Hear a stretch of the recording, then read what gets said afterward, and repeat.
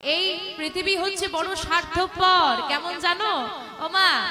এক দুটো ব্যাঙ, দুটো কি ব্যাঙ বিবাহ হয়েছে। তো বিবাহের পরে ওই পুরুষ ব্যাঙটা স্ত্রী ব্যাঙটাকে জিজ্ঞেস করছে, কি জিজ্ঞেস করছে জানো? কে কার কে কার কে কার কে কার কে কার কে কার কে কার কে কার। ভালো প্রশ্ন করেছেন। এখন স্ত্রী ব্যাঙটা উত্তর দিচ্ছে, কি উত্তর দিচ্ছে? তুই মোর মুই তো, তুই মোর মুই তো, তুই মোর মুই তো। ব্যাঙ কোথায় থাকে? জলাশয়ের ধারে। সাপ কোথায় থাকে? জলাশয়ের আশেপাশে। সাপ শুনতে পেয়ে গেছে আরে একসঙ্গে দুটো গেলে একটা, দুটোর মধ্যে একটা হলেও তো পাবো। সাপটা চুপিসারে গিয়ে স্ত্রী পুরুষ ব্যাঙটাকে ধরে ফেলেছে। যেই না পুরুষ ব্যাঙটাকে ধরে ফেলেছে, পুরুষ ব্যাঙটা আবার জোরে জোরে চিৎকার করছে, কে কার কে কার কে কার কে কার কে কার কে কার কে কার। স্ত্রী ব্যাঙটা বলছে, কিছু দূরে ছুটে সরে গেছে, সরে গিয়ে বলছে, উত্তরটা কি হবে জানো? যে যার সে তার, যে যার সে তার, যে যার সে তার, নিতাই গৌর হরি হরি হরি হরি বল। যতক্ষণ তোমার ভালো সময় আছে, টাকা আছে, গাড়ি আছে, বাড়ি আছে, যৌবন আছে, কত বন্ধু চারিপাশে ঘুরে বেড়াবে, কত আত্মীয়, কত পরিজন, হ্যাঁ, আর যেই না বিপদে পড়বে কেউ নেই। তোমাকে ছাড়া আমি বাঁচবো না, বলে না? তোমার জন্য প্রাণ দিয়ে দেবো, তোমাকে ছাড়া বাঁচবো না। আরে মরে দেখা,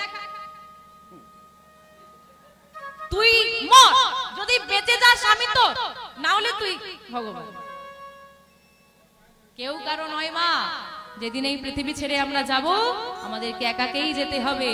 আমাদের চিতারা যখন দাউ দাউ করে চলবে, কেউ ছুটে এসে চিতায় উঠে যাবে। তাই সংসারের মায়া কম করো।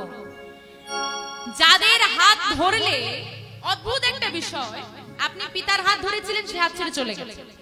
স্বামীর হাত ধরলেন, সেও ছেড়ে চলে গেল।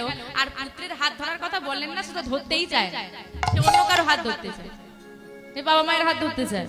তো আমরা তাদেরই হাতটা ধরতে চাই যারা আমাদের হাত ধরতে চায় না, কিন্তু যে আমাদের হাতটা ধরার জন্য হাতটা বাড়িয়ে রেখেছে, তার প্রতি আমরা হাতটা বাড়িয়ে দিই না। তার হাত ধরো, যার হাত একবার ধরে নিলে দুনিয়ায় কারো হাতের আশা করা লাগে না। বিশ্বাস তাকে করো যে বিশ্বাসের মর্যাদা দিতে পারে, তাকে করো না।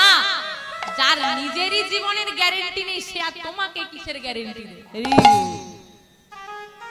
চিন্তা নেই, আমি তো আছি। আরে তুই আমার চিন্তা কি করবি? তুই নিজে কদিন আছিস সেটা চিন্তা কর, তারপর আমার চিন্তা করবি। তার কথা ভাব, কারণ সে যদি কারো সহায় হয়ে যায়, এই চলতি কথা আছে না, মানুষে দিলে কুলোয় না, আর ভগবানে দিলে কুলোয়। তাই তার শরণাপন্ন হও। সে যদি কারো প্রতি একবার কৃপা দৃষ্টি বর্ষণ করে দেয়, এ জন্ম নয়, শত শত জন্ম তাকে আর চিন্তা করা লাগে। সারা রাত ঘুম পাচ্ছে মায়েদের, চোখগুলো ছোট ছোট হয়ে যাচ্ছে, তাও বলছে সারা রাত জেগে চন্দ্রাবলী শুধু ওই চরণ সেবা করছে। মাধবের একটাই ভাবনা, মাধব যদি আজ চলে যায় আমি আর পাবো না। যখন দেখলো চন্দ্রাবলী ঘুমোচ্ছে না, যোগমায়াকে স্মরণ করলো। কি করেছে মা? যোগমায়াকে স্মরণ করে মাধব বলছে, তুমি চন্দ্রাবলীকে ঘুম পাড়িয়ে দাও। ওই যে যোগমায়া, আমি বলেছি এখানেও আছে, অন্য মনস্ক হলেই ঘুম দেবে। ওই যোগমায়া কি করলেন? মায়া বলে চন্দ্রাবলীকে ঘুম পাড়িয়ে দিল। যেই না মাধবের চরণটা ছেড়ে দিয়ে চন্দ্রাবলী ঘুমিয়ে গেল, মাধব তাড়াতাড়ি করে ওই কুঞ্জ ছেড়ে বাইরে বেরিয়ে এসে দেখছে সর্বনাশ হয়ে গেছে। কি হয়েছে? গধূলি বেলায় মিলন হওয়ার কথা ছিল, আজকে গধূলি বেলা পেরিয়ে, সন্ধ্যা পেরিয়ে, রাত্রি পেরিয়ে প্রভাত হয়ে গেছে। একটা দিন কেটে গেল, রাধারানী বসে বসে কাঁদছে। ভাবুন সে কেমন ভক্ত। সারা রাত সন্ধ্যে থেকে বসে বসে সারা রাত কাঁদছে, সকাল হয়ে গেল, এখনো মাধব যায় না। আর সারা রাত ক্রন্দন করে যখন মাধব এলো না, যা সেবার বস্তু সাজিয়েছিল রাধারানী, ধূপ দ্বীপ চন্দন মালা যা ছিল সব ফেলে দিয়েছে। ফেলে দিয়ে মান করে বসেছে, বধুর লাগি বসে রইলাম, বধু এলো না, বধুর সঙ্গে আমি আর কথা বললাম। এখন মাধব কি করেছে? মাধব তো এখানে চিন্তা করছে যে রাধারানী কি করছে, রাধারানী কি করছে, রাধারানী কি করছে, মনে হয় মান করেছে, এই যে ভাবনা। তো রাধারানীর মানের কথা চিন্তা করে ভগবান ওই চন্দ্রাবলীর কুঞ্জ পরিত্যাগ করে ছুটতে ছুটতে রাধারানীর কুঞ্জে চলেছে। কেমন করে? হেতা চন্দ্রাবলী শোনে কুসুম কাননে, সুখেতে ছিলেন শ্যাম,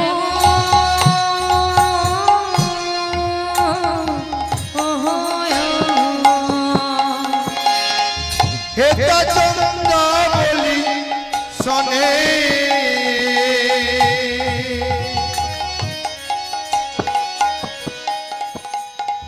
কুসুম কাননে,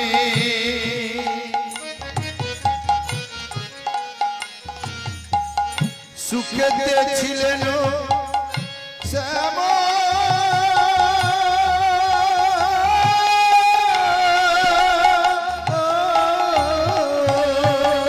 আবার প্রভাতে উঠিয়া ধনিয়া ধনিয়া, নাগর আমার প্রভাতে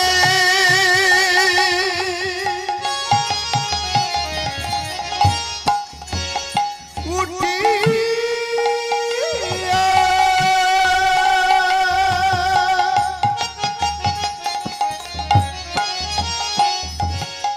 ঢোলিয়া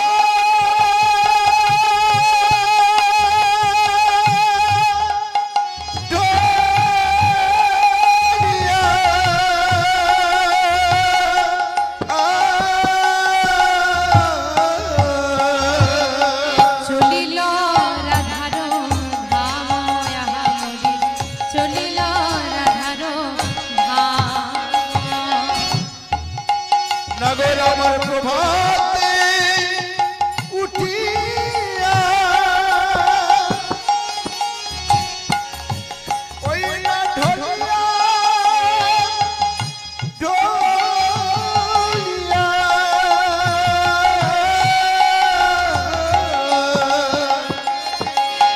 চলিলে রাধার ধাম, মরি রে চলিলে রাধার ধাম।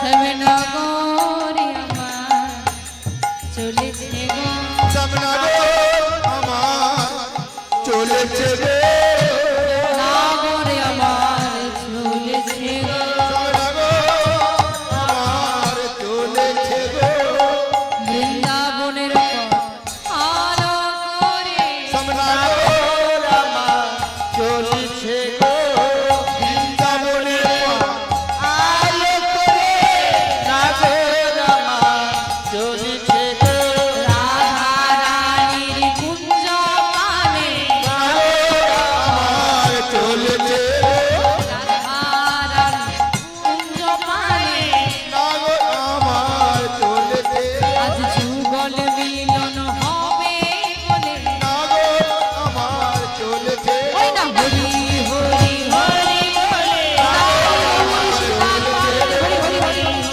হরি বলে, নাগর আমার চলেছে, দেখো নাগর আমার চলেছে গো।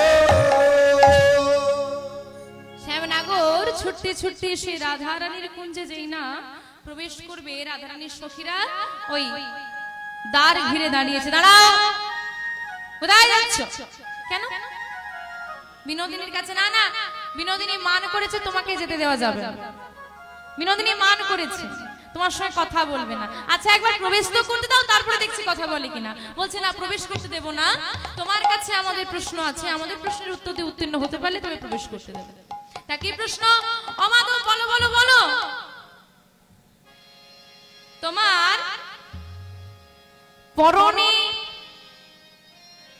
পীতাম্বর থাকে, আজকে নীলাম্বর পড়েছে। আবার দেখেছো তোমার গলায় ফুলের মালা থাকে, বনমালা পড়েছে। ললাটে চন্দনের সেবা থাকে, আজকে সিঁদুরের ফোঁটা পড়েছে। এর উত্তর দাও। বলো, তোমার গলায় তো ফুলের মালা থাকে, বনমালাটা আজকে কেন পড়েছো? এখন মা বনমালাটা কে দিয়েছে? চন্দ্রাবলী সত্যি কথা বলা যাবে? সত্যি কথা বলা যাবে?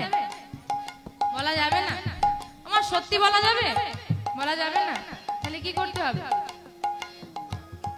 মায়েরা শেখাচ্ছে মিথ্যে বল। এখন মাধব চিন্তা করছে সত্যি বললে কপালে কষ্ট আছে, মিথ্যে দিয়ে কাজ চালাতে হবে। আসলে প্রতিদিন তো ফুলের মালা পরি, তা একই মালা কি প্রতিদিন ভালো লাগে? তাই বনমালা পরেছি। কেন ভালো লাগছে না? খুব সুন্দর লাগছে। আচ্ছা না গো, ললাটে, ললাটে মানে কপালে সেবা থাকে, সেবা মানে চন্দনের সেবা করা থাকে। আজকে সিঁদুরের ফোঁটা কেন? বলে কালী নিশিতে গৌরী পূজা করেছি তাই পড়েছি। বাবা, আচ্ছা তাই যদি হয় মাধব, তোমার পরনের পীতাম্বর ছেড়ে নীলাম্বর কি করে এলো? পীতাম্বর মানে পীত বর্ণের বসন। পীত বর্ণ মানে কোন রং? বর্ণ মানে রং, তাহলে পীত বর্ণ মানে কোন রং? মাধব কি রঙের বসন করে আছে? কি রং? জোরে বলো। হলুদ। তাহলে পীতাম্বর মানে হলুদ, পীত বর্ণ মানে হলুদ রং। তাহলে মাধব কি রঙের বসন পরে? হলুদ। আজকে পড়েছে কি? নীলাম্বর। নীলাম্বর মানে নীল। মাধব বলছে আসলে কি জানো, নীল রঙের বসন কে পরে? দাদা বলো রাম। বলে বসনটা আমার দাদা। বলে সত্যি করে বলো। দাদা শাড়ি না দিদি শাড়ি, দাদা শাড়ি না দিদি শাড়ি, দাদা শাড়ি না দিদি শাড়ি, দাদা শাড়ি না দিদি শাড়ি, বলো বলো নীলমণি, দাদা শাড়ি না দিদি শাড়ি, বলো বলো নীলমণি, দাদা শাড়ি না দিদি শাড়ি, বলো বলো নীলমণি। দাদা শাড়ি না দিদি শাড়ি। মামা কৃষ্ণের দাদা আছে? কৃষ্ণের দাদা আছে, কি নাম? বলরাম। কৃষ্ণের দিদি আছে? নেই। বলে আমার তো দিদি নেই, দিদি শাড়ি কোথা থেকে আনে? বলে সত্যি বলো বসন টাকার? বলে আমার দাদার। বলে বসন যদি তোমার দাদার হয় এবার বলো। দাদার নাম কি? চন্দ্রাবলী। দাদার নাম কি? চন্দ্রাবলী। দাদার নাম কি? চন্দ্রাবলী। তোমার দাদার নাম কি? চন্দ্রাবলী। বসনে লেখা চন্দ্রাবলী। দাদার নাম কি? চন্দ্রাবলী। বসনে লেখা তোমার চন্দ্রাবলী, দাদার নাম কি? চন্দ্রাবলী। বসনে লেখা চন্দ্রাবলী। দাদার নাম কি? চন্দ্রাবলী। মাধব বলো বলো বলো, বসন যদি তোমার দাদার হয়, ওই দেখো বসনের পারে চন্দ্রাবলীর নাম লেখা আছে। যার বসন তার নাম, তার মানে তোমার দাদার নাম চন্দ্রাবলী। কি গো মার, উত্তর করা যাবে?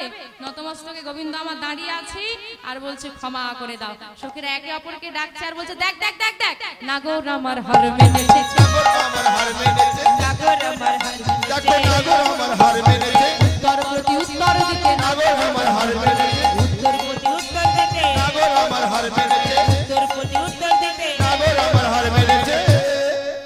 নাগর হার মেনে নিয়েছে, নাগর হার মেনে নিয়েছে, নাগর হার মেনে নিয়েছে। মাধব এবার তোমাকে ফিরে যেতে হবে, প্রবেশ তো তোমার হবে না। একবার প্রবেশ করতে দাও। তোমরা নাইবা ক্ষমা করলে রাধারানী ক্ষমা করবে। একবার প্রবেশ করতে দাও। রাধারানী যদি আমাকে ক্ষমা না করে আমি চলে যাব। বেশ, দ্বার ছেড়ে দিয়েছে সখীরা, প্রবেশ করেছে প্রাণ গোবিন্দ।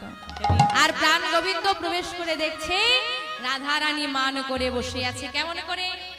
দক্ষিণে ঘোমটা টানা মান করে বসে আছে রাধা বিনোদিনী, আমার রাধা বিনোদিনী, মান করে বসে আছে আমার রাধা, রাধা বিনোদিনী। নিতাই রাধা, আমার রাধা বিনোদিনী। বিনোদিনী মান করে বসে আছে দেখে প্রাণ গোবিন্দ মাথা চূড়া থেকে মোহন বেনু পর্যন্ত যা সর্বস্ব অলঙ্কার আদি ছিল সর্বস্ব খুলে রাধারানী চরণ তলে দিয়ে দিল। কিন্তু রাধারানীর মান ভাঙল।